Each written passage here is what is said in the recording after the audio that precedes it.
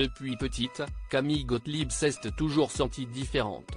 La plus jeune fille de Stéphanie de Monaco révèle ce diagnostic fait sur sa santé, qui en dit long. Depuis son plus jeune âge, Camille Gottlieb suit sa mère Stéphanie de Monaco, elle est le fruit de ses amours avec de Jean-Raymond Gottlieb, à ses nombreuses sorties associatives.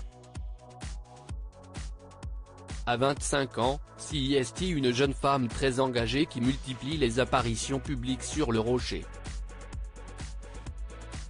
Cet engagement et cette volonté d'aider les autres, Stéphanie de Monaco les a sentis très vite chez sa plus jeune fille.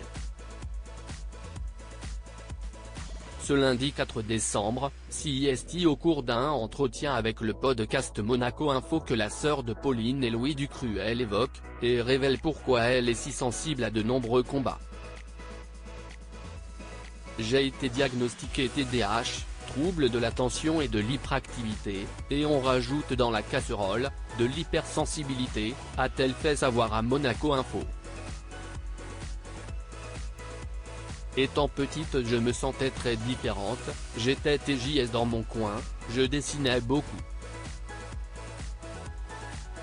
Je jouais toute seule souvent, j'étais très dans l'imaginaire. J'aimais pas être dans le concret. J'étais encore une pile électrique en rentrant ce soir. À l'école, CIST pas que je voulais pas comprendre CIST que j'avais déjà compris. Je m'ennuyais. Depuis petite, j'ai toujours été une pile électrique.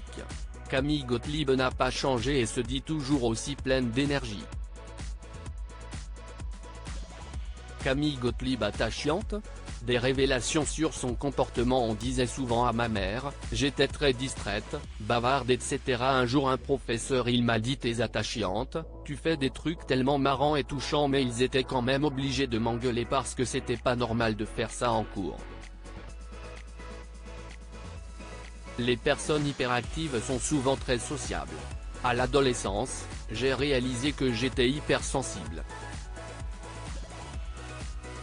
J'étais très empathique, raconte Camille Gottlieb. Elle est heureuse de pouvoir participer à de nombreux événements associatifs, et que son oncle le prince Albert de Monaco puisse être fier de son engagement.